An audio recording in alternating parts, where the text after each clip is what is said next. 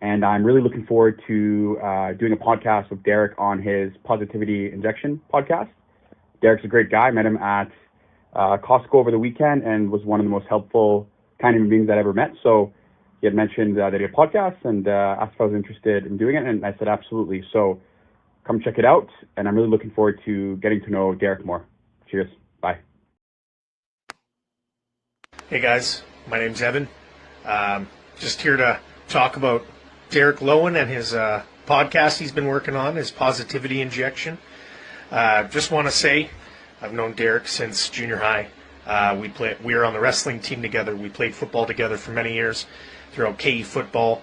And dude is a gem. He's one of the most honest, genuine people I know. He's got a heart bigger than any person I know. And you know, if you really want a interesting watch and you want to have some positivity injected into your life, he's definitely the one to go to. I'm not going to lie, I've had issues in my past where I've went to Derek and he's given me positive reinforcement. So, you know, he is one of the best people I know. And if you have the time, check it out. It's a shout out to my boy Derek. Just want to say keep doing great things, brother. We love and appreciate you. Keep bringing those smiles to people's faces and doing great things. Take care, brother. Love you. Hey guys, welcome to Derek's Positivity Injection. How you doing? How you doing? How you doing? Good evening, everybody. I can't wait. In literally about 1 minute, I'm going to have one of the best people. He's a medical software sales guy, my man G. It's been a delay after delay, but I'm looking forward to having him on. It's going to be an amazing podcast. So just to roll in about, I'd say about 30 seconds, roughly. We're going to be on air very shortly, guys. It's going to be an amazing podcast. And I thank him for joining first off.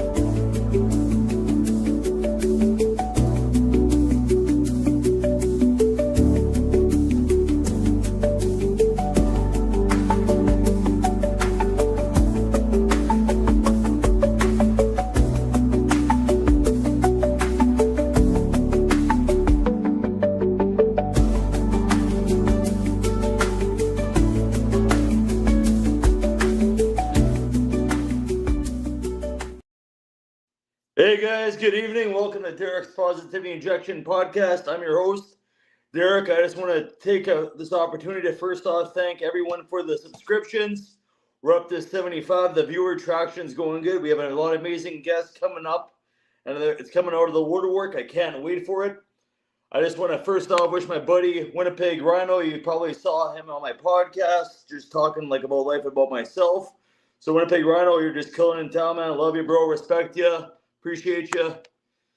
Happy birthday to a colleague of mine, one of the best people I know, Rose. I hope you have a wonderful day.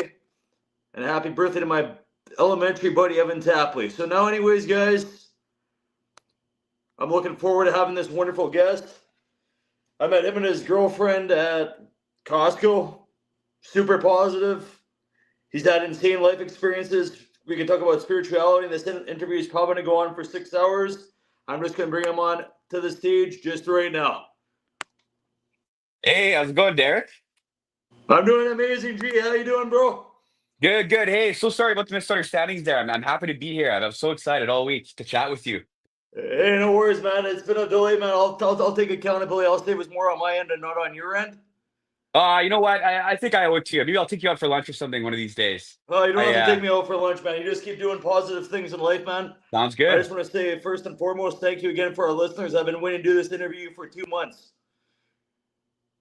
So you guys talk to me, G. First off, how was your day? What's been new and what's been exciting this whole week for you, bro?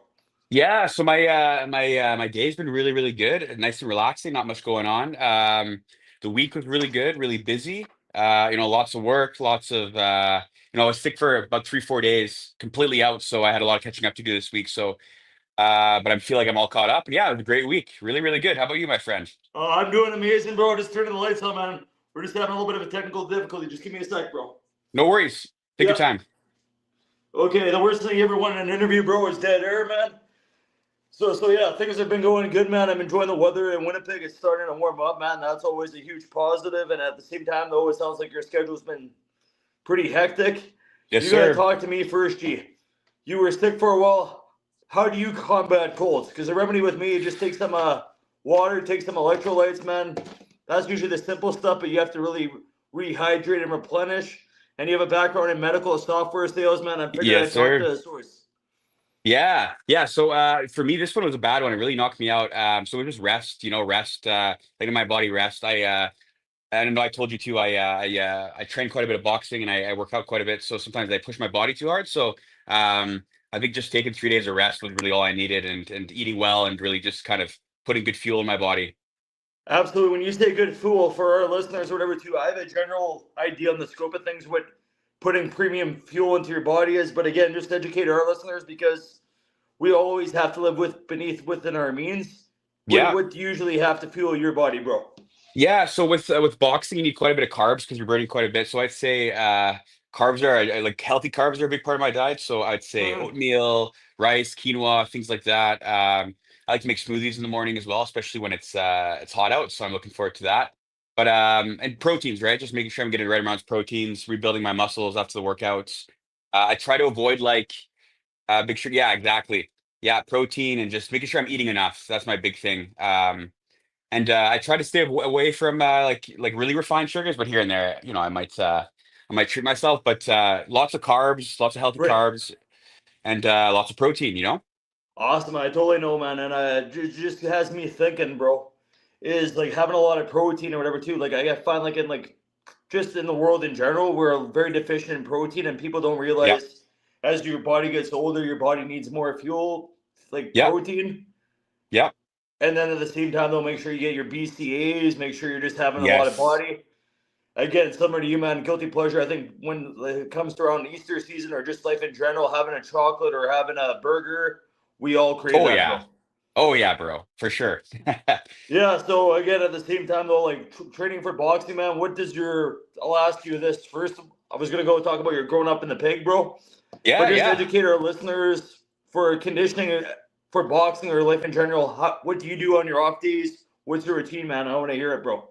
Yeah, yeah. Right now I'm trying to put out a bit of weight. So right now it's a mix of boxing workouts and weightlifting. So because boxing burns so many calories, I need to slow down on the boxing to retain more calories for the strength training, putting on a bit of weight, right? So Right, I typically on like peak boxing training, I'll do like 5 or 6 classes. So classes down at Pan Am Boxing of like, boxing fitness classes, technique, things like that.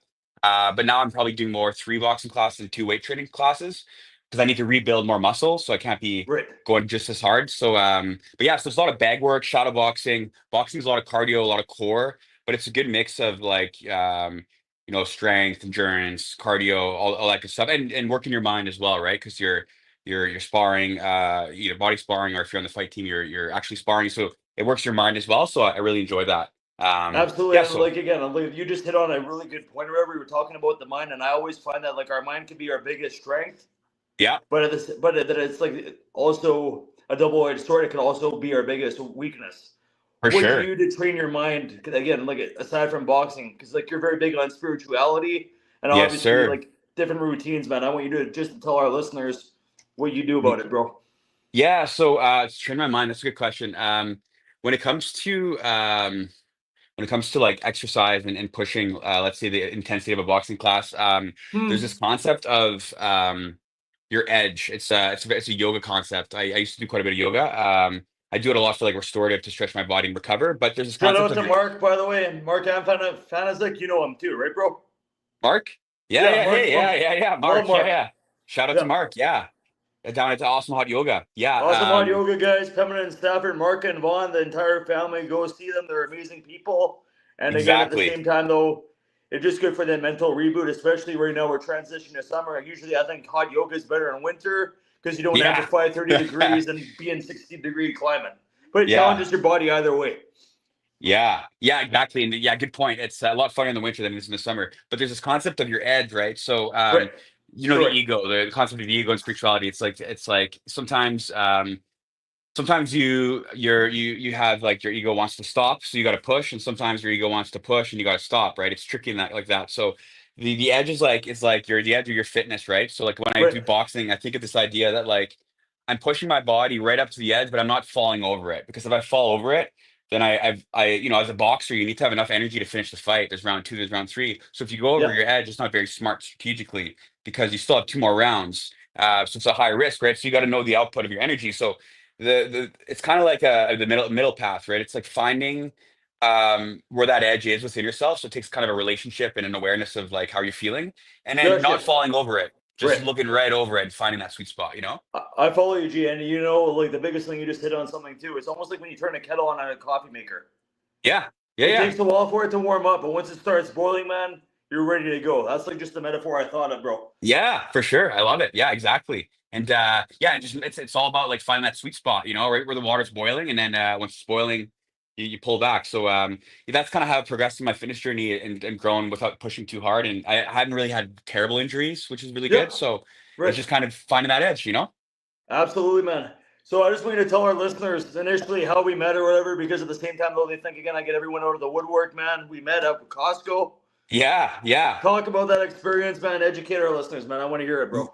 Yeah, so we were returning, we were returning, I forget what it was, but I think it was like flooring for my mom, right? My mom needed help. And it was like, oh, it was probably like the back of my mom's SUV was filled with them. So there's probably like, I don't know, what do you think, Derek? 50 of them? Like 50 of like of Yeah, those things? 50s. Right. Yeah, and these things are heavy. So you know, I wasn't expecting help because we're returning stuff, but you know, Derek right away popped up and we talked about positivity. Right away when I met you, Derek is so helpful. So you came and you helped us out, and it was just Right. good vibes right away. I remember that. So helpful.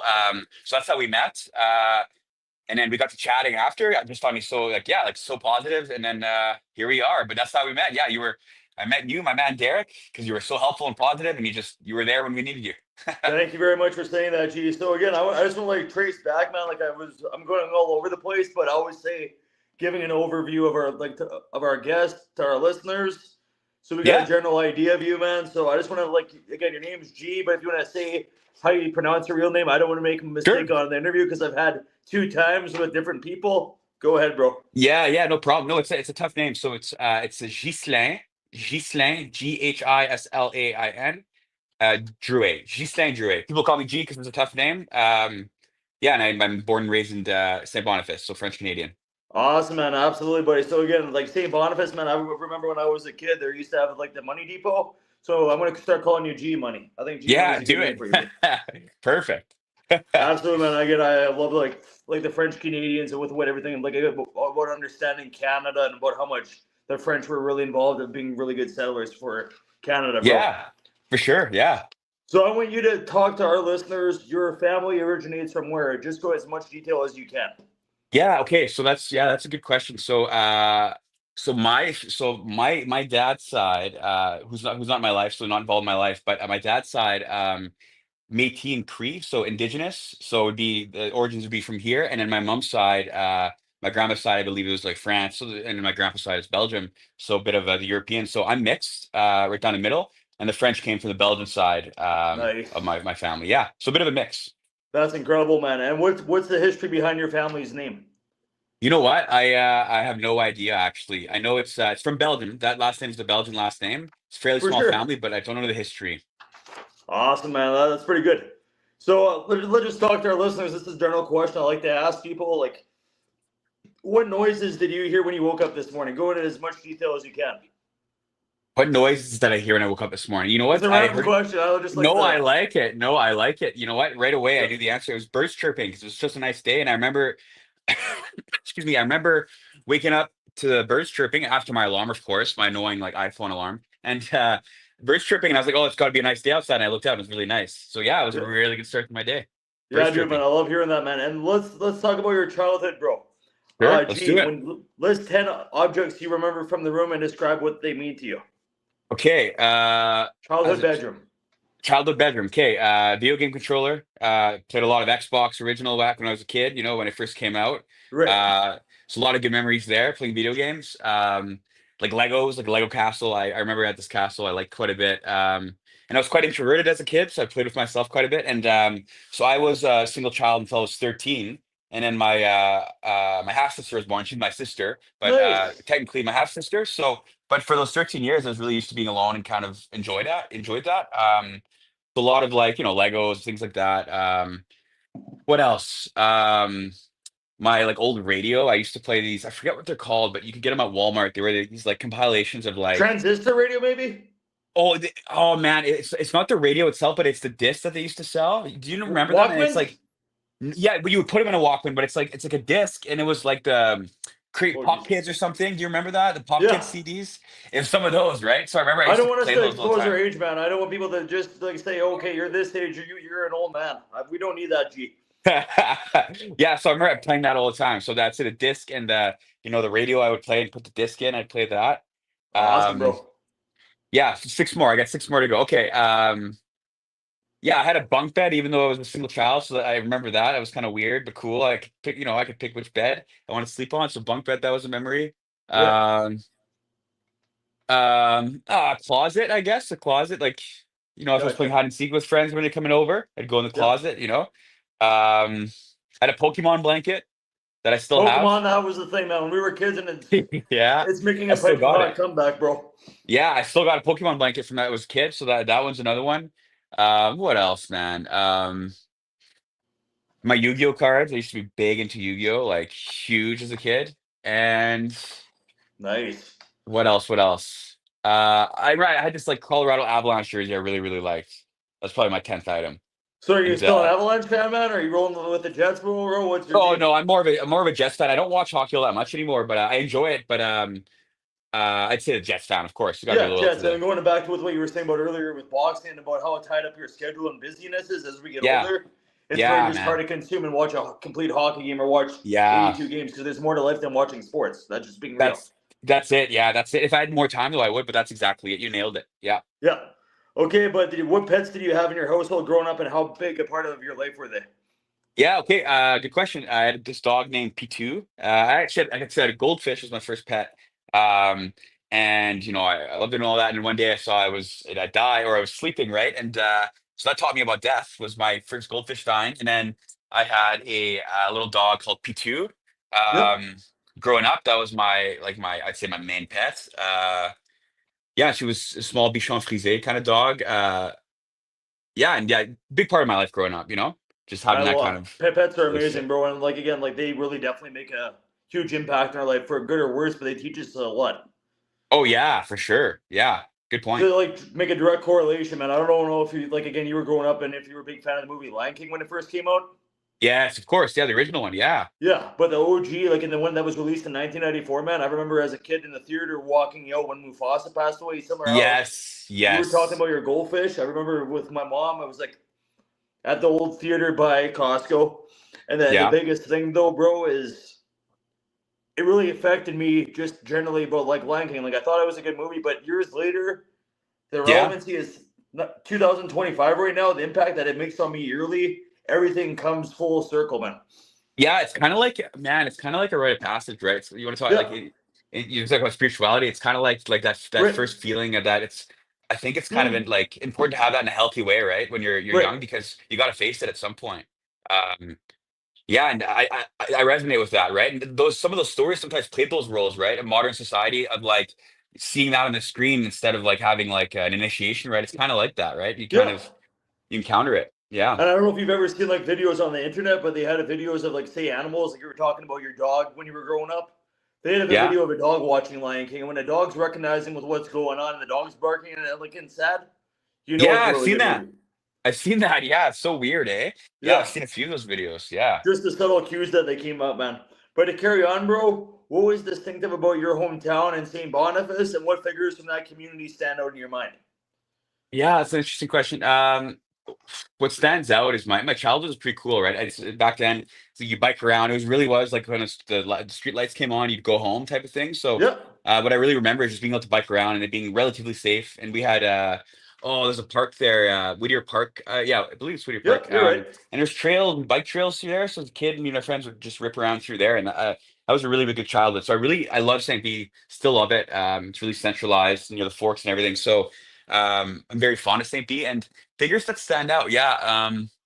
Being French Canadian, probably L'Oreal.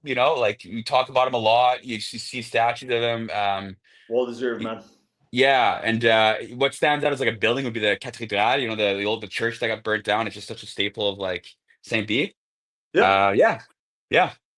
I love hearing that, G. And like Louis Riel again with what he did for Canada, and at the same time, though, it's unfortunate with what happened to the church just because of the Yeah. history. But Yeah. what special traditions did you have in your household growing up? Special traditions. Hmm. Yeah, it's a good question. You know, in terms of like religious traditions, we No, weren't just in super. general. Yeah, in general, like yeah, me and my mom would go out once a week. I was raised by a single mom, so she was an amazing mom. So yeah, we'd go out once a week, I think, just to a restaurant or something. And as a single mom, not a lot of cash to budget for that, but it was like a special night that we had. So I'd probably say that's the thing that stuck out I, was I, I love you talking about that, Bob, and I can tell that really resonates with you. So yeah, for sure. I'm sure your mom still makes an impact. What's your mom's name, man? And just tell me about some of the best memories you have of your mom. Because if your mom's Yeah. like listening, shout out to G's mom. Much respect. Yeah. Yeah. Yeah. So her name's Jen, and yeah, of course, great memories with my mom. Nothing but good things. Yeah, she's always kind of inspired me to keep pushing, right? She had me very, very young at 18, and uh you know, got her like master's in business administration, like while I was in high school, skipped a couple grades, like just really somebody who like really pushed past barriers. So I'd say it's very inspiring as an influence, my mom. Um yeah, and yeah, it's a really good relationship we have. Very good one. Yeah, I have a lot of Awesome, respect for man. her. Shout out to Jen, man. And I just love the beautiful sentiments about you paying homage to your mom. And that's pretty dope, buddy. Yeah, of course, man. Yeah. Yeah. So I want you to just tell our listeners when you were a kid, what was your favorite TV show and why? Because me and you grew up in the same area, but I want to hear you rather than not talk Ooh. about me. Okay, all right. Scooby Doo is one of my favorite shows. I'll give you a few. Scooby Doo, Yu-Gi-Oh, Pokemon for like a few different eras in my life, Right. But Scooby Doo was a big one. That was probably my first favorite show, and then Yu-Gi-Oh and Pokemon I was big into. Digimon, Beyblade a little later on. Uh, my first love was Scooby Doo. Scooby Doo. Yeah, man, it was my first one, I think. Did you like Full House, Family Matters, man, Boy Meets World? Were those? You know what? I didn't watch those as much. Yeah, I don't know. Weird, eh? Did you just never like excite you? I don't even know if I even crossed my path. You were so No obsessed worries, with the other bro. shows. Yeah. Awesome, G. Name an object from your childhood that you still own, and what is the story behind it, and why have you kept it? Yeah, okay. My Pokemon blanket. Yeah, I just liked the blanket. I got fond memories of it. It's a really old blanket. And I don't know, it just makes me feel good. So I kind of keep it. I keep it safe, Yeah, it's a Nice. cool design, It's like an out of you can't get the design anymore. So I like it. For sure, man. Unique. And plus, again, like to deviate from the way the times were, a lot of things like Pokemon blankets, like cards and what have you. Yeah. It's not wasn't the norm to have like stuff like that. Now every day, everyone wants to collect everything, but they don't realize most of it's too late because some of the stuff you can't even find. Yeah, exactly. Yeah, the old school things, tough to Oh, get now. absolutely, bro. Yeah, for sure. So your childhood, what was your favorite vacation that you remember, and go into as much detail as you can? Favorite vacation. Okay, as a kid, yeah, my favorite vacation is probably, and I was quite lucky. I went to a few places, but I'd probably say my road trip with my grandpa. Um, we went to Banff. It was the first big road trip. We drove down there. I had my like Game Boy. I was playing my Pokemon or whatever, or Zelda game as he drove, and so I didn't have to drive because I was a kid. And yeah, I remember that was a really, really good trip. I think it was like maybe 3 weeks, and we just kind of drove around the mountains and stayed in Banff. And it wasn't so busy back then. It was still busy, but not like it is today. And that was a really, really cool trip. Really cool trip spending time with my grandpa. For sure, man. See my own country, seeing the Yeah, beautiful that beautiful part of Canada for the first time. I think that's a rite of passage too, right? So that was probably my favorite trip from childhood. for sure, man. And Yeah. just to make sure I understand what you're saying, because I've been in Banff, are you saying that like Banff just really like brought in your perspective? Because I always say this is just the way I feel, bro. Is when you go traveling again, like you could have all the money in the world and what have you, but I always say you at least have to travel once in your life Yeah. Yeah, of because it course. opens your eyes to see with what's around you. Yeah, exactly. New perspectives, new cultures, right? New ways of doing things, new ways of seeing. Yeah. Exactly. So I'm sure Banff had that effect on you, man. But again, at the same time, though, you texted me a while back. You've had some insane life experience. What was the scariest thing that ever happened to you, and go into as much detail as you can? Ooh, that's a good one. Yeah, okay. There's a few experience. I can give you a few stories. There's one scuba diving story. So in the Philippines last year. Me and my girlfriend, she's a teacher. She teaches kindergarten, and she took a year off of work, and I worked remote because I could work remote. So we traveled for 7 8 months, and so we went to a lot of places. So one of the places we went to was the Philippines, right? And she had scuba dived quite a bit, and I hadn't yet. So I was like, oh, I'd like to learn. So she really pushed me to learn how to scuba dive, right? So there's this place in called Moalboal in the Philippines where there's a resort, and you could do like PADI for this or this like group, I guess you'd call Mhm. it, PADI certifications, right? And you could do what's called your open water certification, which allows you to dive on the initial one, and there's other certifications, but that's what you need to get into it, right? Um, so I sign up, I do this thing with this group, and it's like I think it's like 2 days you're in the water. So the first day it's like basics, like you're doing stuff, gauges, and there's quite a bit to remember, right? Because it's very dangerous. It's a dangerous activity. It's an adventure sport. You're underwater, like so many things can go wrong. So you really need Right. to learn how to like your pressure, how much oxygen you have left, like all these things, right? So there's a lot of information.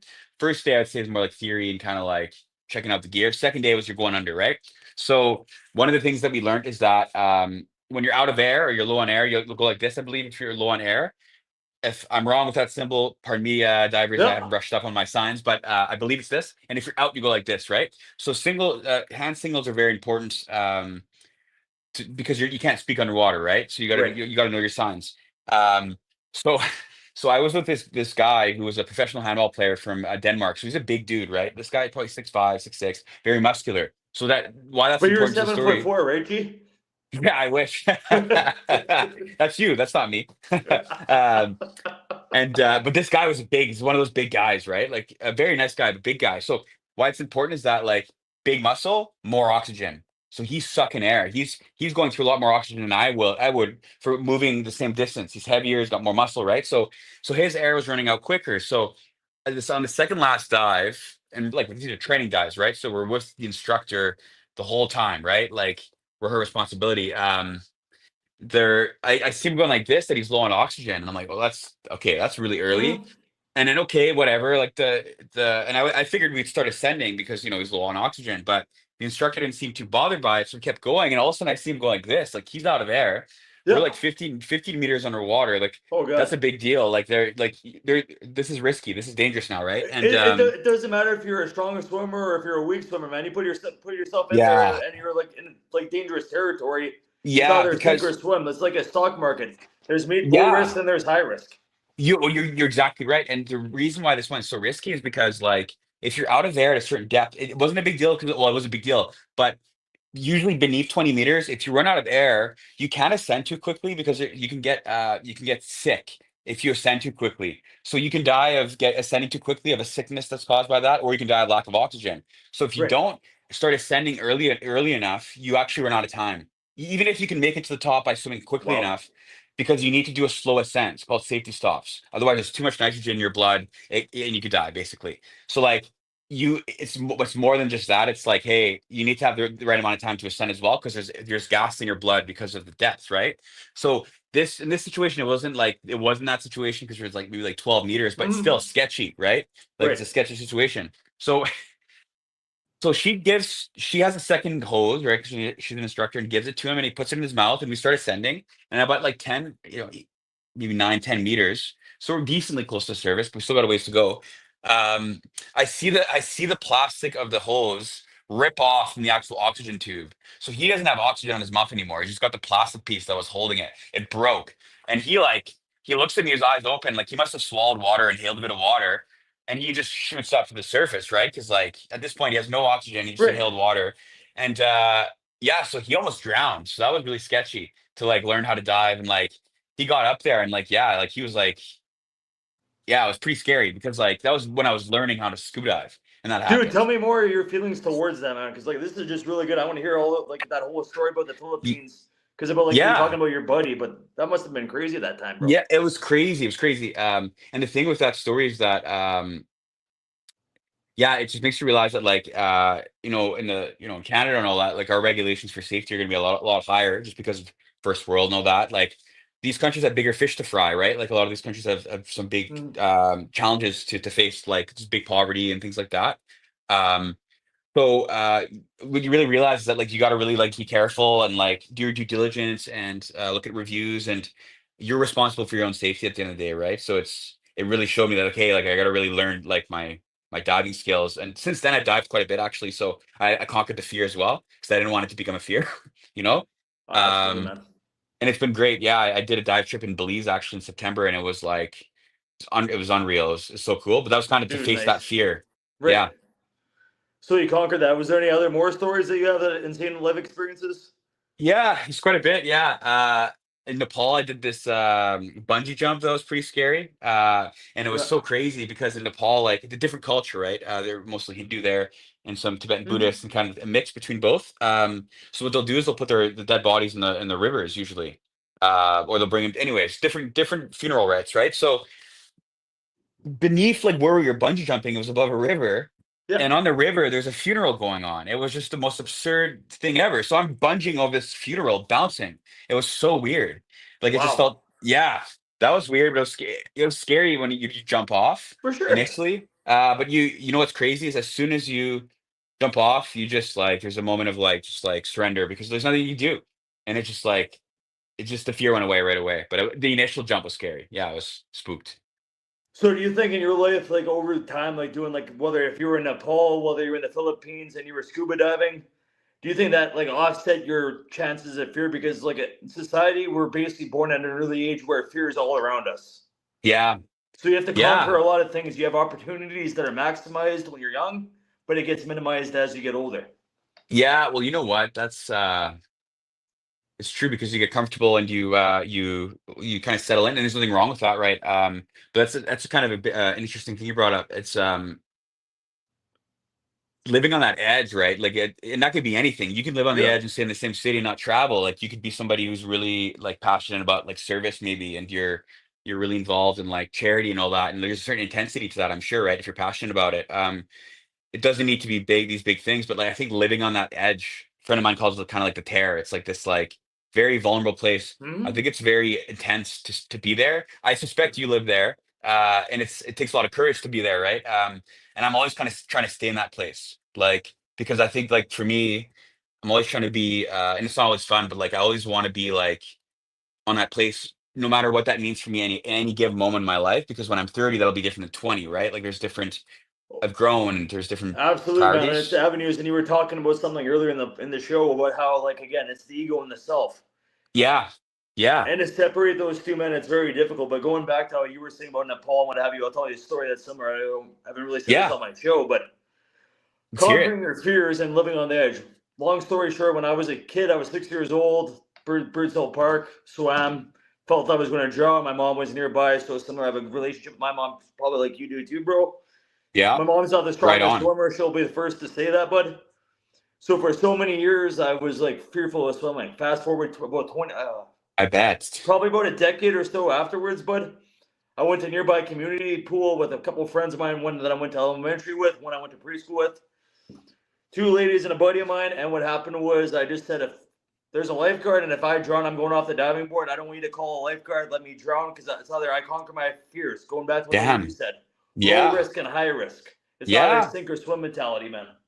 Yeah. Man, that's crazy. And that, it just takes courage, right? Because no part of you wants to do that, Yeah. right? In that moment, right?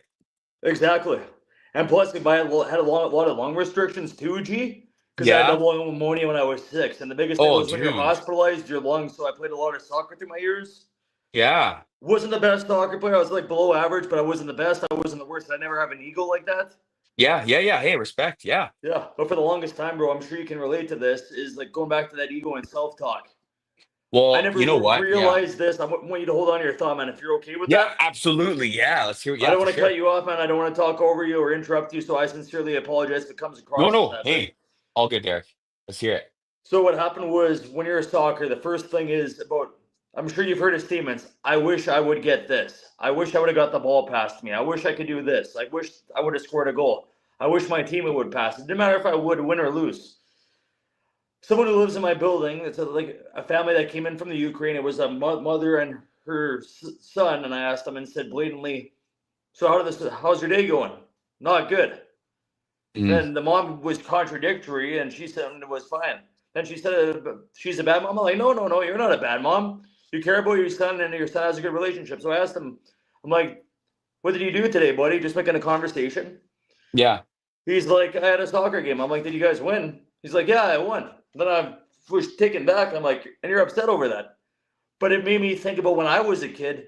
I wish I could do this. I wish we could do this. Like, I wish I could have scored the goal. That's internal self-dialogue you have with yourself. I think we're all guilty of that.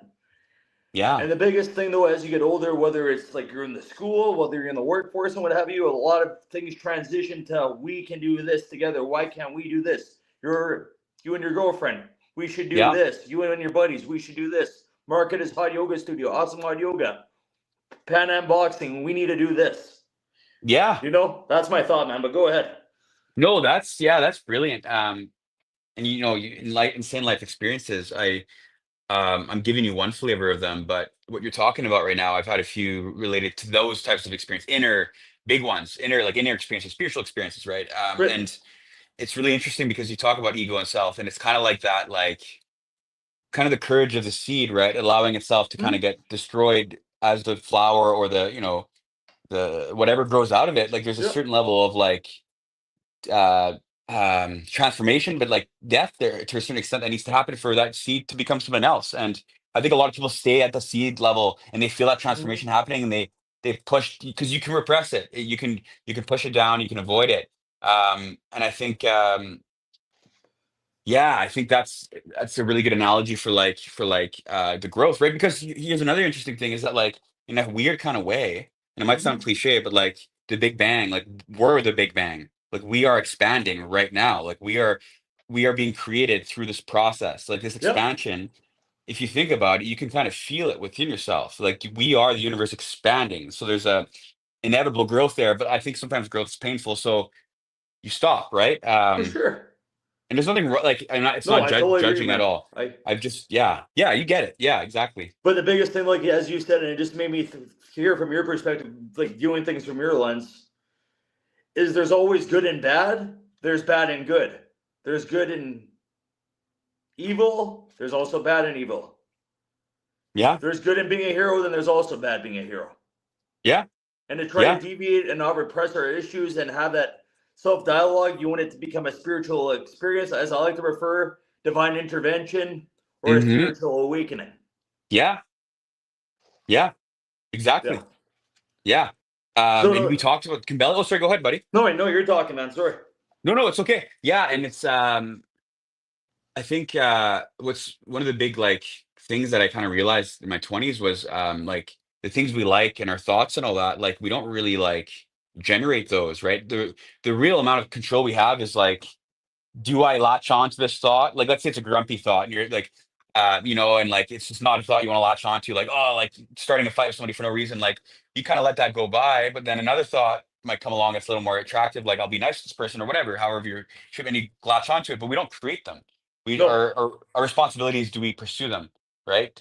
Do I, like, for example, do you choose to help me or not? If I was going to be so helpful, and you did, and this is why we're having a conversation now. It opens doors, right? Yeah. And it's easy to be a detractor because I find that the world, like, they thrive on criticism. And when they see people doing well, holy geez, the fingers are pointing. You look at any political figure, you look at any musician, you look at any celebrity. You look at someone who's doing well, they'll always have fingers pointed at them. But that means you stood for someone in your life. Yeah, for sure. People need to start appreciating each other rather than devaluing people. That's just my general theory on life. Yeah, for sure. And trying to understand, I think, and it shows by the way you like interact, right? Positive. Right. And I hear you. Yeah, absolutely, man. So I just want to ask you, going back to trace back, we're talking about heroes, about good and like heroes, bad and heroes. When we're having a cup of coffee, G, what are you going to tell me when you hear the word hero? Who identifies as your hero and why? That's a good question. Yeah, that's a good question. I have a few, but to be quite honest with you, I would probably say, like, as a historical, even just as a historical figure, Yeah. because I'm big into spirituality, so my answer is going to be it's going to be centered around that. But like, as a historical figure, just as like a person, and you can disregard the religion and all that side of it, would probably, like, honestly, would probably be like Jesus Christ, the man, like just the life that was lived, and Dude, I'm the totally love with and you, the man. That's my Lord and forgiveness. Savior, man. Without him, I'm And not nobody. absolutely. And like, just like when you, one of the big experiences I had was like understanding like the sacrifice and just the forgiveness and the love and the vibes of that, and like and just getting killed for it, right? And it was just so radical and so far ahead of it. That Oh, would be dude, my it's very hero. progressive and radical for the Oh, time because it goes back to just to trace back with what we were talking about. yeah, Gee, you've got yeah, criticized in your life, you still do. I get criticized, I still do in my yeah, life. But at the same time, though, again, what anyone's religious or political or any beliefs are, I respect it for it. I'm not going to condone and say you believe with whatever you want to. yeah, But I look at anyone who takes a toll for the sacrifice of mankind before the time's there, getting ridiculed yeah, and ostracized, but he never yeah. judged anyone and he tried to Tortured. be the best he could. Yeah. And man, and it's so funny because I would say that you exemplify the message, but more than the message is like the energy of that like you really do. That's what I felt when and it's an open arm kind of like, hey, we're friends until you give me a reason not to be, right? Whereas Yep, most people are like, hey, you have to earn my respect. Like but you for flip it sure. upside down, and I think that's awesome. That's the message, right? And it's even today would be revolutionary. Even today, people, because there's still the same stuff going on, right? For The sure. ego and the fighting and then this and that. It's a And I always constant find thing. going back how we were talking about spirituality, whether you're talking about your experiences in Nepal or you're talking about your experiences in Philippines or your upbringing, like with a single mom, or me talking about my ammonia or playing soccer as a Yeah, kid. yeah, There's like we were talking about division in society. You choose this person to believe in, you're against this person to believe. At the end of the day, bro, Jesus died on the cross for our sins and for mankind. And I yeah, always go back by Proverbs 17:17. It says, "A friend loves at all times, and a friend's there in adversity." Sometimes yeah, I've always could have yeah, been better. I'm a sinner. I made mistakes, but then at the same yeah. time, though, That's I'm it. trying to work to better myself daily. Hey, and you know what? And I'm so happy to hear you say that. And like, I think one of my big disappointments right now is a lot of Christians who aren't actually Christian, and in the sense of like advocating for and it's not a criticism because Lord Mm-hmm. forgive them for they do not know what they do. There's a certain sleepiness about a lot of these behaviors, which is the spiritual message, but it's the advocating for hate and violence against others and trying to oppress people, and that's literally not what, like, the message was never like. Intended for, yeah, you're right. Yeah, and it's But then again, subjective, I could understand someone having an interpretation, G, but for you're giving sure, your philosophy and vice versa. absolutely, I'm giving absolutely, mine. absolutely, yeah, yeah, that's Just exactly backing it. you, man, as you're backing me. So just Yeah, talk to me more with what you were getting at, bro. yeah, yeah. So just like, for example, like there's I don't want to like criticize anything specifically, but the things that are like plainly against the message, plainly things that the dude would get angry at, like like pursuit of wealth through greed and all that. It's like it's obviously not what the message is, and that like it's just things like that, or like being humble is a big part of it, Uh, and forgiving, right? And being friendly and not engaging in like the conflict, and and to I be think honest, it's G, tough I'm sure times. there's times that I'm guilty of this. There's times that I wish I could have Oh, done things me better and too. vice versa, bro. I'm Me not perfect too. by any means, man. Yeah, me too. It's more the institution of it though. It's more Church and if you're state, the part of division. I know what you're getting it, at. yeah, yeah, it's more of like if you like if that's kind of your whole the whole way you practice it. But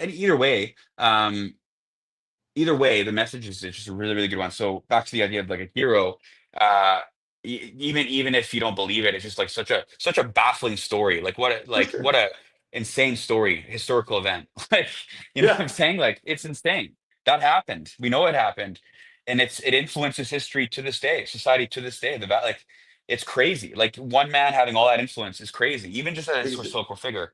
exactly, man. And that goes back with like when you're talking about like say TV shows, me bringing up mine, and then the stuff and what have you. You look at the message. People still talk about what happened many years ago when he died on the cross, and that's like again the ultimate sacrifice. There's TV Yeah, shows based on it. There's been movies go ongoing, and they're yeah, still doing history work. That shows the relevancy and how much it's really impacted society. Whether you yeah. agree with it or if you don't, you can't discredit it. It's just a powerful story. Yeah, either way you look at it, it's a very powerful story, right? It influences us. You nailed it. Yeah, absolutely. Absolutely, G. So, what event in your life brought you closer as a family? Oh, yeah. What event am I? I would say it's like, moments of grief, deaths in the family always bring you closer. Through hardship, you kind of get closer, but also just trips and good times. You know, Yep. yeah, I don't have anything specific in my mind, but I'd say we traveled, like my mom and I, we traveled a lot as a family. So those were always good times. That brought us closer, you know? Absolutely, man. And name a song in your life that brings a strong memory for you, and talk about that memory. Ooh, a song in my life. Yeah. Probably this the song Donald Trump by Mac Miller. It's a rap song. It was kind of the anthem in my high school, graduating in 2012 at L'Oreal, actually. And a Yep. good, really, really good friend of mine loved that song. And he passed away in my 20s. So it always reminds me of him. So strong, strong memories with that one. Absolutely, man. What's your favorite movie, man? I just want to hear like your stories, favorite movie, and then your favorite band. Hmm. Favorite movie? Oh man, favorite movie. I really, really, really, really liked Dune 2. I'm a big fan of the Dune book. I'm a really, really big fan of Herbert, especially the first one. And I thought they Nice. nailed that adaptation. Like it was so well done. Favorite movie? A favorite band? Ooh, that's a tough one. Uh, excuse me. Favorite band? Yeah, I don't know. Once you prime me up, what's your favorite band?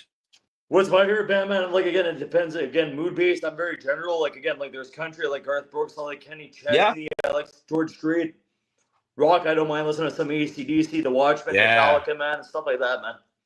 Cool. I say I'm a little more folky right now. Probably like Mount Joy. I really like Mount Joy or like Half Moon Run. Probably two of my Oh, favorite for bands. sure. Yeah. If you're going about like say like again like more local scene or whatever, I would probably say like an indigenous or whatever too, and from Winnipeg, William Prince. I think he's one of the best Yeah, musicians I've yeah. ever heard of. Yeah, Right on. Okay, cool. So check them out. absolutely. If you want to hear a good song, again, Old Souls, which I feel you and I both are, and that's why we Yeah, clicked so well when we I initially agree. met, bro. I think you would really like him. Okay, I'll check them out. What's his name again? William Prince. Got it. Okay, William Prince. Check him out. Right Absolutely. on. And what? Let me ask you, bud, if you could live one memory in your life for fun, what would it be? And just talk into detail how much that meant to you If I and could relive one why memory. that one memory you want to go for. Okay, that's a good one. Yeah, there's a few. That's a tricky one. I would say, if I could relive a memory, I would probably. There's so in that big trip I told you about, we did what's called the Patagonia mountain range. So we did a hike called the O Trek, and that's 8 days of hiking. Hmm. And Yep. it was really, really beautiful. Not altitude, but it was still challenging enough. And there was this one day, I forget what day it was, but it was a really, really long day of hiking. I think it was the longest day out of all the 8 days. Like, you had the most clicks that you have to kind of get through.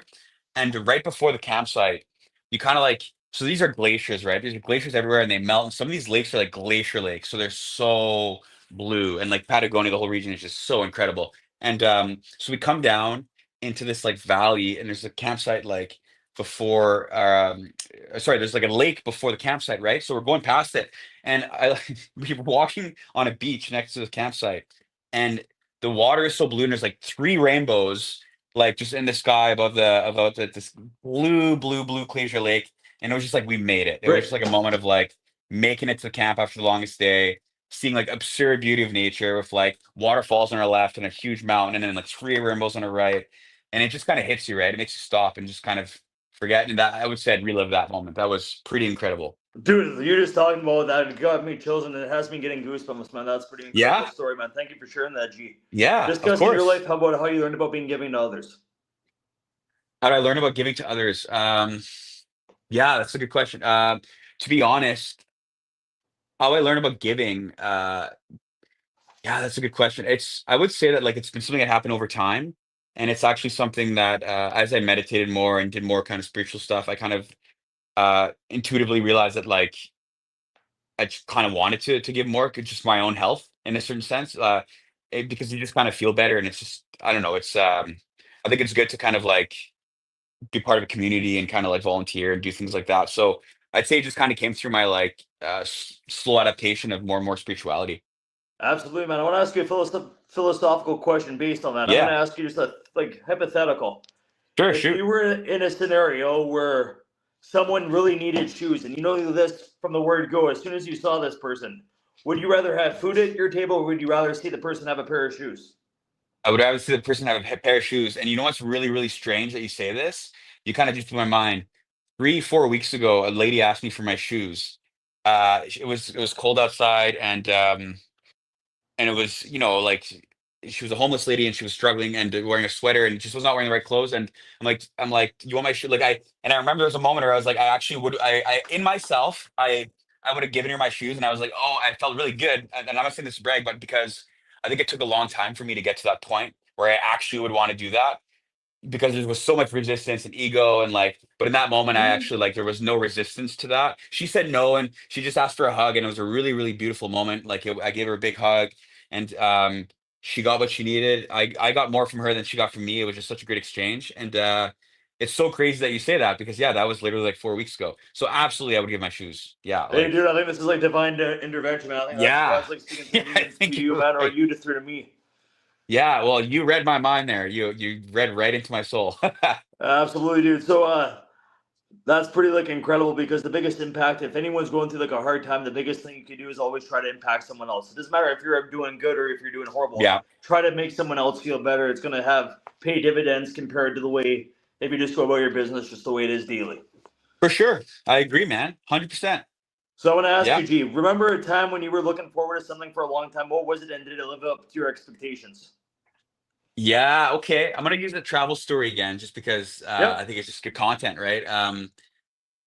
The Himalaya. So we did in Nepal. We did the Annapurna circuit, which is it's one of the big, I guess, the big circuits. But it was people do Everest Base Camp or that one. But the Annapurna circuit, you hear about it for so long. It's one of those legendary hikes, and actually doing it, it's when you're going to the Himalayas, you're gonna have quite a bit of hype, right? Because they're the biggest mountains in the world, and it was bigger than my height. It was those mountains are just ridiculous. There's just an energy about Nepal and the Himalayas. So it was there was a day where we did a sunrise hike to the highest lake in the world. And it was kind of a tough hike and all that. And I wasn't feeling well. I had gotten sick on the trail, so it was just bad timing. And I actually I got pink eye on my birthday, which was during the hike. So it was just kind of like nothing Oh, was going bro. well. It was crazy, yeah. And it's funny though when you look back at it. But we go over this to the lake, and there was this like the sun rising above the mountains. It was like a pink, blue, purple hue. I'd never seen those colors before in my life. Not on TV, not on a computer. Like it's like just at that like level atmosphere. It's almost like I saw new colors. Not quite. And it just like, yeah. And I took a picture of my girlfriend actually, and it was just like the colors came through. It was just Nice. crazy. I wasn't feeling well, but that moment I just felt like not unstoppable, right? It I just love that word, man. switched. Unstoppable, man. That's the best feeling in the world, man. And speaking of unstoppable, I want Yeah. you to sit down. You're having a conversation with your child, like being a child. Yes, What sir. advice and guidance and perspective would you talk to the young G? Oh, little me, eh? Yeah, okay. Yeah, you give me good ones here. You're making me reflect. I like it. It's gonna be all right. It's gonna be all right. It's not gonna be easy always, but it's gonna be all right. Just yeah, I would probably just like comfort myself. Be honest, I'd probably just give myself like a hug and like give myself that love, I guess. Because it took me a long time to learn how I find people might disagree with me, of course. I'm not perfect at all, but I find I never have a hard time giving love, and like I can be vulnerable in that sense. Raised by a single mom, but I always have a hard time like taking it back in. And I Oh, think, dude, absolutely. It's easier if someone yeah, says gives you a compliment. It's so easy to like if you hear the second part of the criticism will always over trump the praise yeah, that's been yeah, given.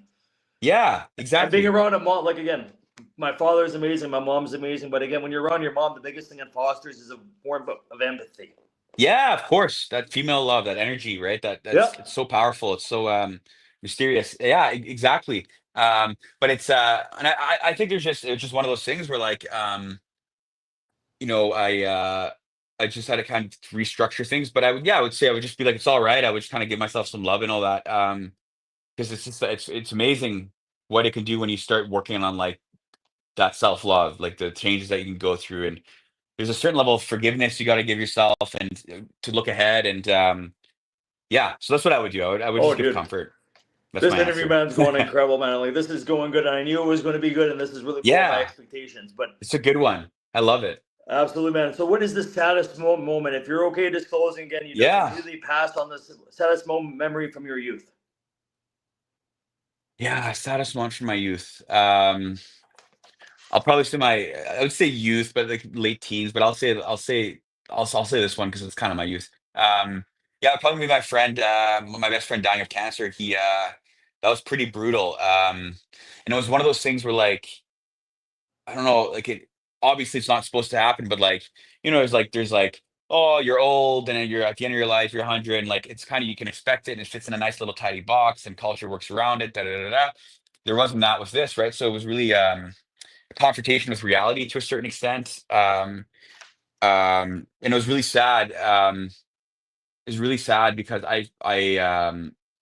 it's sad in a certain sense because I really had to shut my like I had to like close down certain aspects of myself to first and foremost, like it was a long extended battle, right? So to be there for my friend and not break down, and to be strong, I couldn't be too vulnerable because otherwise it would just break down, right? So there were consequences to that, and I think that's kind of sad because I don't know if that was the right way to go about it. I think it would have been realer if I would have let myself be vulnerable. But either way, um, yeah, it's just sad, right? And there's no Right. meaning to it. There's no meaning to it. It's just like it happened, right? So, um, but I've made my peace with it, and it's been a long journey. But probably that one really like shattered me for a bit. So I would say that's probably my big But one. bro, in my opinion, again, this is just me to listen to everything you're saying, man. It also, I believe firmly that it also strengthened your character as a result. I think so. You're a Yeah, positive man. You're diversifying yourself, man. You've accomplished more than people will give you credit for. I could just sense it. Like I don't even have to even do this interview. I just sense that just talking to you, G. oh, So thank thank you you. I for your appreciate that. transparency and your honesty, man. I really, Yeah, it's very hard to just be vulnerable and just open up like stuff like that, bro. of course, brother. Yeah, of course. Thanks for having me. Yeah, no worries, man. And you're welcome for being here, and thank you for being on the show. Of I got course. to ask you though, what were you really good at outside of school as a young adult, and did you pursue it, and how? Yeah, what was I really good at? I'm really good at yeah, this is kind of a weird one, but I'm really good at philosophy, understanding philosophy, and kind of like spiritual intelligence, understanding metaphors and literature. I have a very I guess a strong because I read a lot. I like to read a lot. I like to write a lot. I would say that my strength is probably just like ideas, concepts, philosophies, understanding those and seeing patterns, things like that, which helped me quite a For bit in sure. spirituality. It's Yeah. also integrating your perspective. When you're constantly learning, you're always growing. If you stop Yeah. learning, then eventually you're like dying and disintegrating. Yeah. So I'd say my hobby, honestly, with you would be the spirituality, the practice I've been doing for the last decade. And it all started because of one big event. Like it's not like I was pretty militantly atheist, but I had a big something happened. It made me realize I didn't like things were the way it seemed to me. And then yeah, and then I had to kind of understand. I had to know. I had to know because I was seeking something. All of a sudden I was looking for something. I didn't know what it was, but like there was something I was looking for, you know? Facts, facts, man. I Yeah. get it. So I Yeah. gotta ask you, man. We've been really like talking like quite a bit about like this phrase that constantly keeps coming in this conversation. So I'm gonna ask you this, G. What story comes to the mind when you hear the phrase "rite of passage"? Yeah. We've been talking about that quite a bit in this whole interview. Yeah. Yeah, good question. Good question. Yeah, that's a really, really good one. Rite of passage. I think it can mean a lot of different things for a lot of different people. And it's tricky because there's so much I want to say about this. It's a really good question. I would say so on a like a societal level, like rite of passage kind of there's to a certain extent, I think it's kind of uh I don't even know how to explain it, but a way to kind of prepare the individual to be aware of ego, and I don't just kind of deal with it. So a lot of these rites of passage were like young men, right, going through this arduous kind of process in the jungle or start it, and it kind of just shows that ego that hey, it's not in control. Nature is more powerful. We don't have that anymore. So I think as a society that's secular, and there's nothing wrong with that. But I think we've lost a lot of the community rights, and there's a lot of even sociological evidence that it Oh, impacts dude. the growth Yeah. of an individual because it's just rapid ego now, right? And it's like a lot of our religious traditions were baked into them. All the religions are like ego controllers and ways to kind of hey, let's chill. There's Suppress more you than and just oppress you, and you can't like grow. yeah, structure. Like it's just for the ego to know its boundaries, right? So it's a healthy society. Because man, 2,000 years ago, you had people just killing each other, taking each other's food. Like nothing was getting done. Like there No, needs to be structure. There needs to be enough structure for us to have society and absolutely, man. I civilization. totally And agree. then we all get more, right? But on my individual level, I would say for me, if I think of a rite of passage, I think of this one experience I had that completely flipped what I thought reality was on its head. Um, and it was a spiritual experience. And to me, it was thank God I had that rite of passage because I don't know who the person would be without that. It was a real grace, to be honest. But I needed that too. But I would say like, yeah, there's different levels of it, but really it's you know how we grow physically and then we stop. Like people don't realize that the mind keeps growing and there's consistent patterns, and like Carl Jung's a great guy to read about that. It's Carl so Jung, Charles Dickens, Karl Marx, Emily Durkheim, Max Weber. yes, yes, Max Way, exactly. But so there's a process, there's a journey and a growth journey within your mind and your soul as well. It just because you can't see it doesn't mean it's not there. You can feel it if you pay attention. And I think once you're initiated on that kind of journey, that path, life gets really, really exciting because it's not this cold, mechanistic, unfeeling thing. It's like it's a journey of discovery. And the things you find on that journey are come find out for yourself. It's one of those things that sounds crazy, but I love the kind of Buddhist thing. It's like come find out for yourself because you will be very surprised by the experiences you have and this sort of magic that kind of exists all around us. It's really baffling. You Oh, just dude, it is baffling. I totally find resonate with out. you, and I understand. Like, I totally get your feeling about the rates to passage, man. I couldn't have said it better, man. Like, just like again, point to point to point, man. Yeah, yeah. That's real, bro. I love it. Kindred spirits, excuse me. Sorry, We kindred spirits. You hear kindred that term? It's spirits, like, man. yeah, yeah, Or two peas in a pod, great minds think alike, man. Any phrase that could be exactly. like construed in that, but Yeah. anyways, let's go and talk about your teenager, man. We talked about your childhood bedroom, about with what objects you had. This is more funner, and I think you'll have fun with this. List the top 10 songs you loved in your teenager and what memories stand out with those songs in the background. Oh, yeah. Okay. So Donald Trump would be number one as a teenager, just for the reasons I said before. Man, I listened to a lot of music I would not listen to today, like Young, Wild and Free, Wiz Khalifa, and that Yeah. crew. That's probably number two. Damn, 10 songs. I gotta rack them up. No Sleep was Wiz Khalifa. Kid Cudi. So let's say like that new. Kanye is not really not a great guy to listen to right now. He's kind of lost his mind, but I would say some of his stuff, Stronger, whatever. Like put him at my number five. Like so many of his songs that I could name. Um, yeah, who else? I think the Black Keys were kicking around back then. I might be wrong, but I think Black Keys were another big one I was listening to quite a bit. And the classics, right? I listened to a lot more classic rock back then. So like AC/DC, I mentioned Metallica.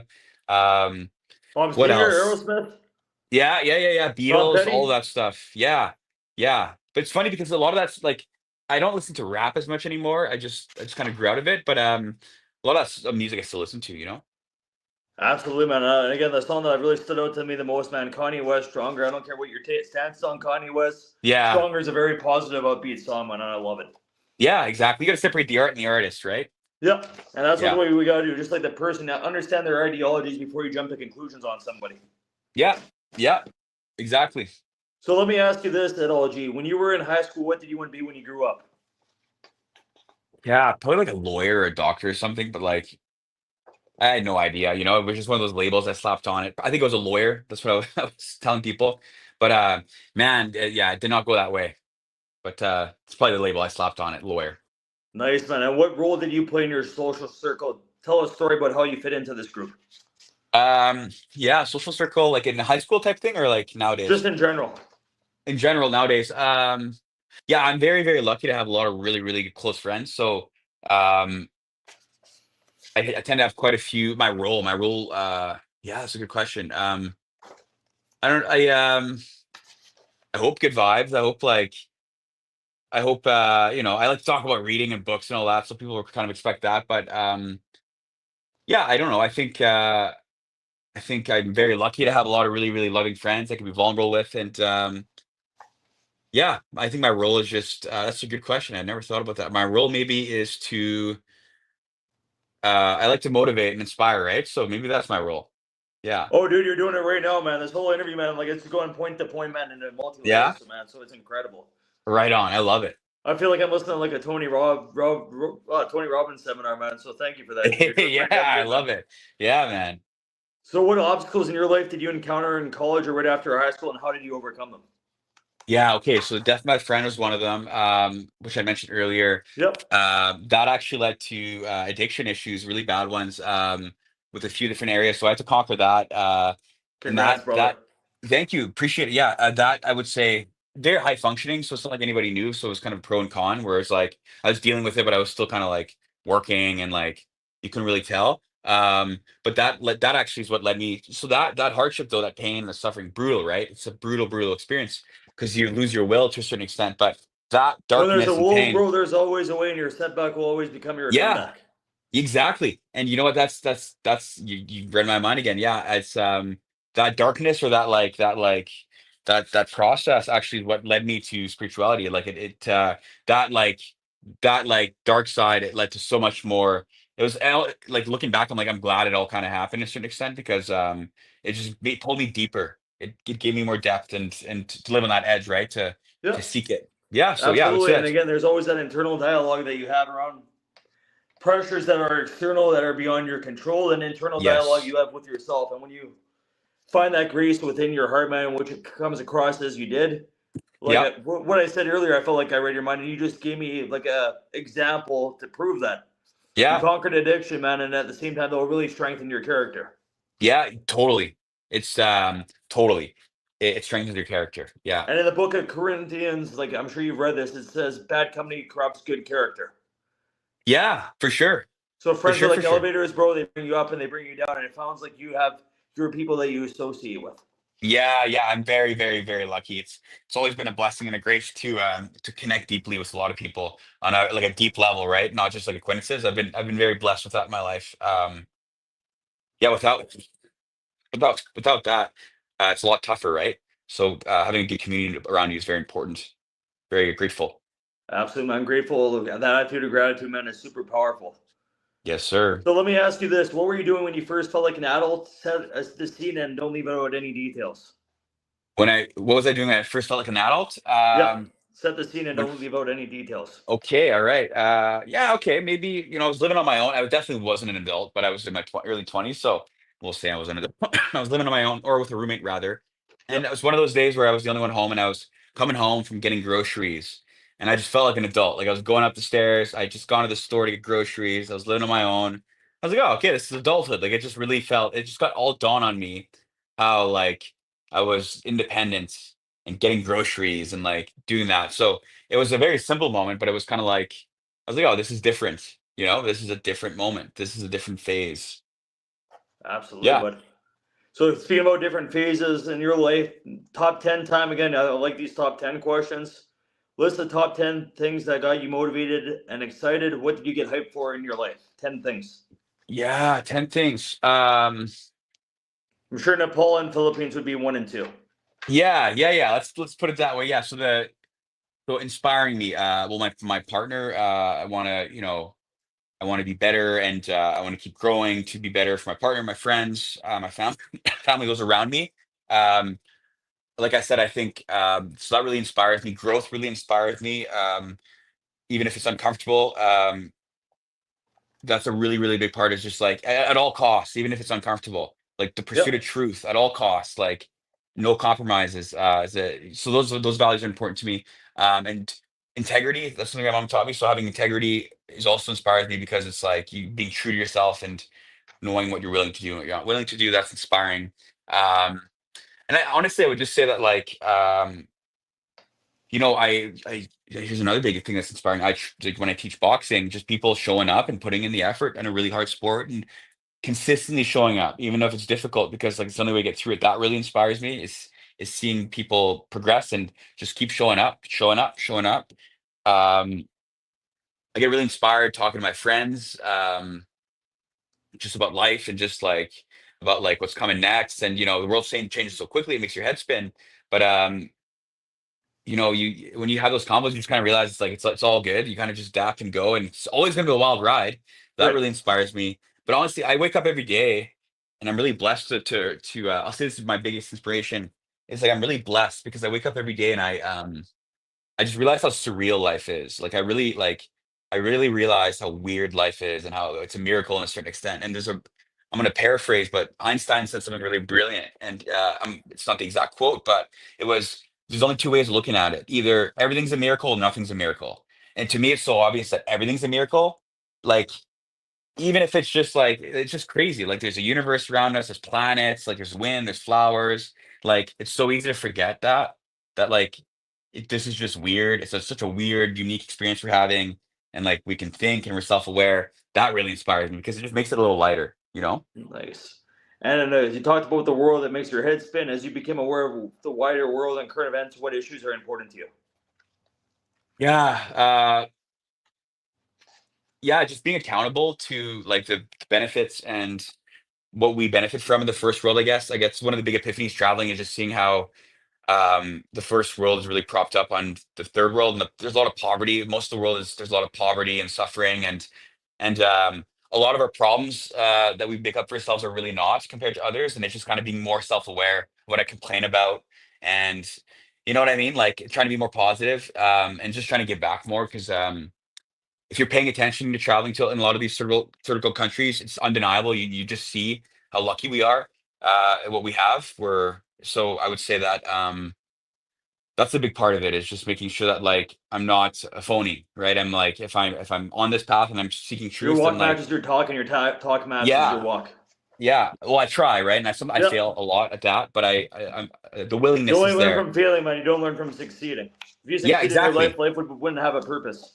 exactly. You nailed it. Yeah, absolutely. Absolutely, man. Bang on. And facts. Yeah. Describe a time when you played a mentor role in someone's life. No cap on site. Gee, I want to hear it. Let's talk. Oh, yeah. Okay. Huh. Mentor. Yeah. Okay. Well, I that's an interesting one. Um, Probably at work. Maybe just like because I'm a sales manager, so I'll probably just say like just work and coaching on things, uh, and just helping people kind of see things they don't see. I would think I would say that like that's probably the last time I've done it, and just it's really really rewarding to see the growth because it's less about me being better or knowing more. It's more just like, hey, I'm not in the trenches as much because my role is different, so I can see things that other people don't see about themselves and what they're missing. And it's funny that the smallest tweaks tend to be make the biggest Mm. changes. So I'd say works my most recent. Yeah, and it's just it's really really rewarding seeing that growth, and yeah, it's a big part of my job, I think. It's just kind of coaching and doing that. So I enjoy it. I love it, G. And what ideas come to your mind when you hear the word politics? Uh, yeah, stress, probably stress, and a show, entertainment to a certain extent. One of the things I've learned is I stay informed to a certain amount, but another word I think about is avoid. I don't get too pulled in because it Sometimes really, you'll be uninformed just to save your sanity, not be like tangled up in like he said, yeah. she said squabbles. Well, it's part of the game, though. To me, it's so obvious that like to study philosophy and political science, you kind of see this game's been going on forever, and the only way you really lose is by like getting so one-sided with who you're attached to, or getting so involved in the fight between both sides. You lose. If you do that, you lose. So yeah, it's just not my role is not to be a politician. I know that myself. I think it's important to vote and all that, but that's not my role or destiny in life. If it were, I'd be a lot more involved in it. But I had that epiphany that like I'm not going to be prime minister, so I want to be a responsible citizen, but I don't engage too much. I just stay involved, but I don't let it ruminate in my mind, and that's been good Absolutely, for man. my Because you don't yeah repress issues, and it's just like gonna self-destruct, man, and it's just gonna yeah hurt you at the yeah end result. So, exactly what do you yeah do in your life, G? You sort of touched on it earlier. What do you do to pay it forward?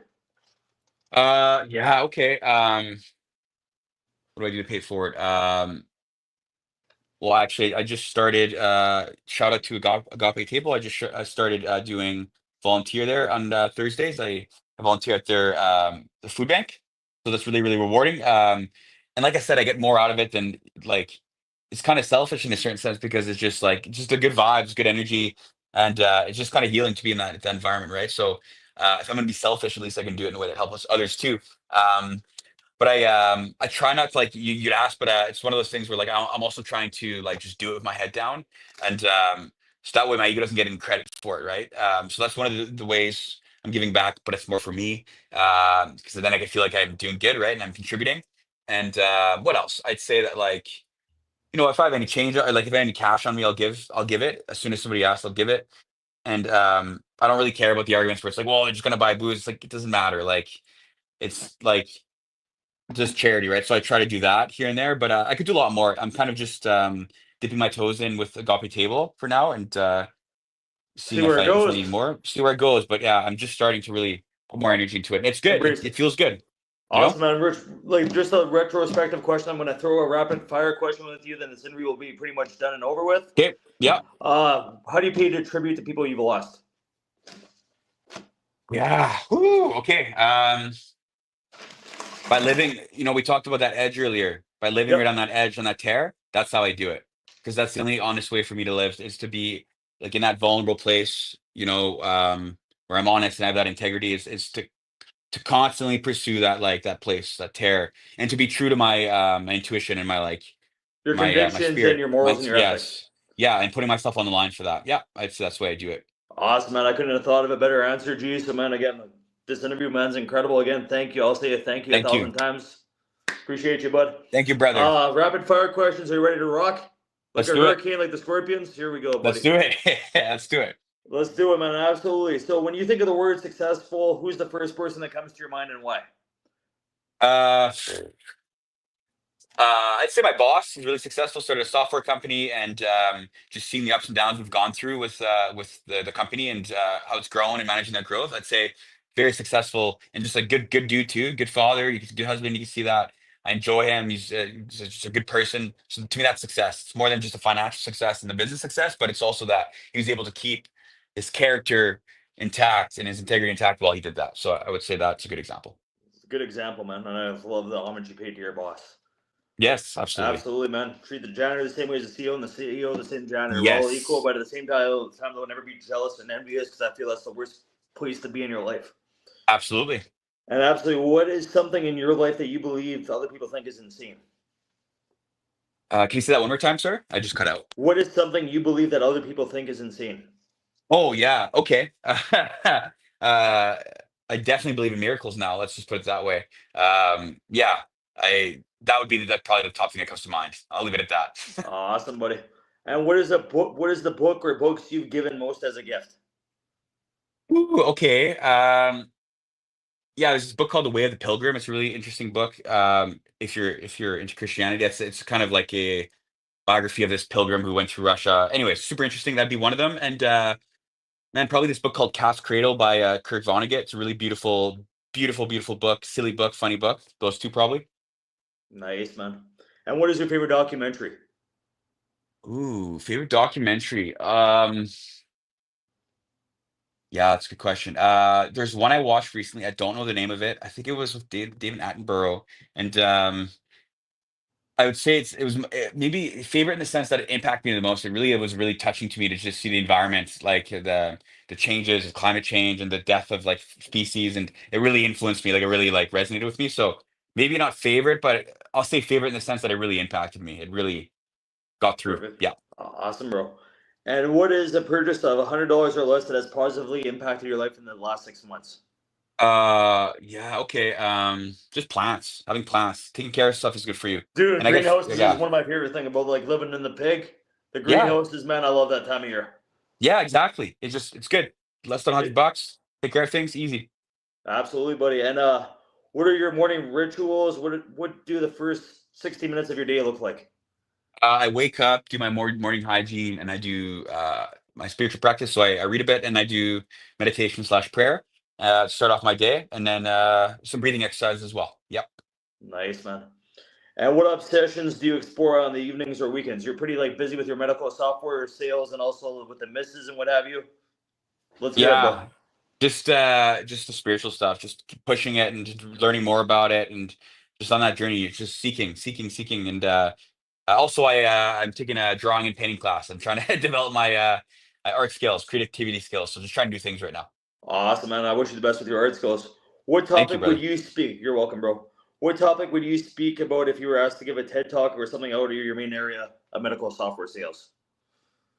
I'm not medical start for sales. What topic would I talk about? I'd probably talk about spirituality, to be honest with you. That And would is my there go-to. is there like a topic you would talk about like in spirituality? Like is there something that really resonates with you? Just really, if you were to give a Yeah. speech right now, what would you say? Yeah, I'd probably just talk about like how it's a big part of life, but it's kind of like a subtle reality, and that like it's worth checking it out for yourself. And there's no right way to do it. That's how I would launch into it. Best way to say it, man. And what is the best or most worthwhile investment you've made? Could it be an investment of money, time, energy, or other resource? How did you decide to make that investment? Yeah, prayer meditation for sure. at first it was decided to start doing it because I used to work at Skip the Dishes, and on their sales team, and I had a stressful work trip, so I was like, oh, I should start meditating. And I started meditating 3 minutes a day, and that grew from there. And that whole process and journey has just been has led to so many like gifts, and yeah, I would say that's the biggest investment of my time, like a lot big investment, but the dividends has just been huge just for my well-being. Yeah. Awesome, buddy. And do you have a quote you live your life by or think about often? Uh, yeah, I just try to good vibes, positivity, right? This is why I'm Right. here, and just forgiveness, and yeah, and just try to look towards the positive. Nice, man. That's the way to go, man. Positivity, man. What is the worst advice you see or hear being dispensed in the world? A little bit for some negativity. A little bit of a Yeah, contrast. yeah, okay. Well, back to the meditation thing to kind of give you a flip side is meditation isn't like a band-aid for everything, right? Like there's therapy and all that still needed sometimes if you're struggling. So um meditation is good, it can support it, but it can also push out repressed contents and things you might not be ready to deal with. So if you do find that you have those things, it's always worth checking out therapy as well. Because often people will just meditate and think they don't need that therapy, but you need both. Absolutely, man. You got to be in recovery. It's like a constant. We're all dealing with internal Yes. struggles, and with all the technology and Yes. stuff bombarded at us, we're all dealing with something. Yeah, exactly. And if you had to say, gee, if you could have one gigantic billboard anywhere, let's just say in St. Boniface with anything on it, what would it say? I'd plug your podcast for sure. Nice. I'd put, yeah, it'd be an advertising. Exactly. That would be awesome to Right see on, that. brother. I Yeah. appreciate you, homie, for saying that. What advice would you give to your 20, 25, or 30-year-old self? And please place where you were at the time and what you were doing. Yeah, okay. My 25-year-old self, kind of coming out of that addiction rut and all that. And I'd say like it's worth it, keep going. I would just once again encouragement, and I would say trust yourself, right? Trust your Yeah, intuition, trust your heart. Yeah. incredible, man. And how has failure or apparent failure set you up for later success, or do you have a favorite failure of yours? Yeah, addiction. Just getting down that path. Strangely enough, the most pain and suffering in my life led to the greatest aha moments I could ever experience. There's a saying, "As above, so below." I think that's Nickabellian. It's the tallest trees have the deepest roots, right? So the longer you're in that darkness, the longer you're in that root system, the taller your tree is, the deeper your roots. You should get a tattoo with that message, man. That's very powerful. You Yeah, could put I that think on the so. billboard with my podcast. That could take over the Yeah, podcast, man. I'm get a okay with shirt. that, bro. And what is something really weird or unsettling that happens to you on a regular basis? Mm, I have pretty intense dreams. Unsettling, but it's not always bad. It's just very intense. So sometimes they're unsettling. Yeah. Gotcha. And what's the strangest thing that's ever happened to you in your life? Oh, yeah. Strangest thing that's ever happened in my life. Huh. Asking for something in prayer and it coming my way immediately, and yeah, having that happen enough times to make me to kind of just make me like, oh, be like, okay, this is pretty real in my life, not anybody else. But yeah, I would say that's probably the strangest thing, the biggest shock. Nice, man. And what have you changed your mind in the last few years and why? Yeah, spirituality. I think that's the big one. I used to be militantly atheist, and there's nothing wrong with that if you're an atheist. But I like to the point where I would attack like spirituality, and that completely flipped 360 within my 20s. So that's the biggest change. Nice, man. And what do you believe is true, even though you can't prove it? Yeah, what do I believe is true? No, I can't prove it. Back to spirituality. There's a spiritual reality that exists. It's real, and it's worth checking out. Got to find out Absolutely, for man. yourself, though. Yeah. Check out for yourself. Absolutely, G. So final question, bro. Yeah. All right. Is Let's there hear any it. questions you wish I would have asked you? And is there any ask or request from my audience and any last parting words?